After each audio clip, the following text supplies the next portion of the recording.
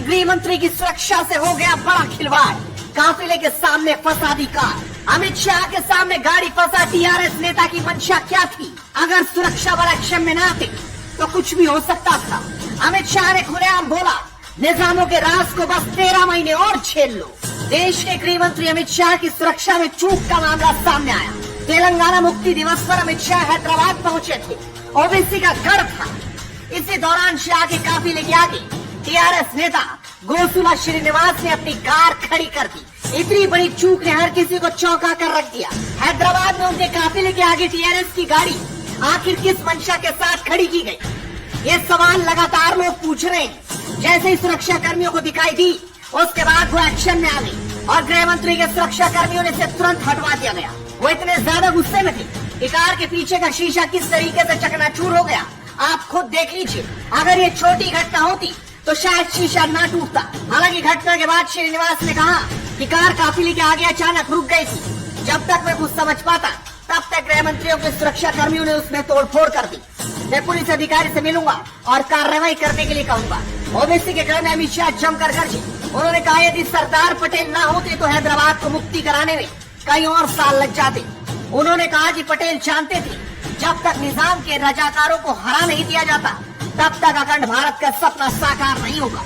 आप सुनिए अमित शाह का ओबीसी के घर में सबसे खतरनाक भाषण। आज हैदराबाद मुक्ति दिन मनाने का उद्देश्य बड़ा स्पष्ट है।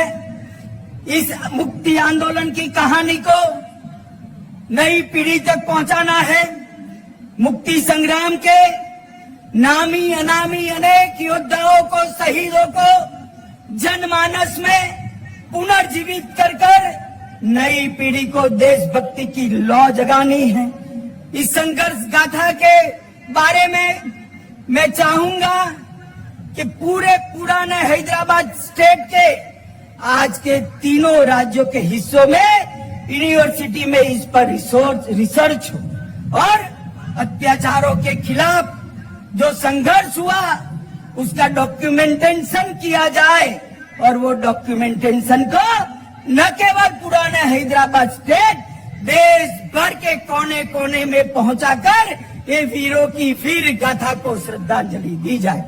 हमारी नई पीढ़ी में देशभक्ति की भावना इससे पुनर्जीवित होगी और जिन्होंने भी देश के लिए सब कुछ न्यौछावर किया है वो उनके सम्मान के अधिकारी है, उनको अधिकार मिलेगा। हैदराबाद को आजाद हुए 75 साल हो गए हैं और इसीलिए तेलंगाना में मुक्ति दिवस कार्यक्रम आयोजित किया गया जिसमें अमित शाह पहुंचे और उन्होंने यहाँ की मौजूदा सरकार पर जमकर हमला बोला।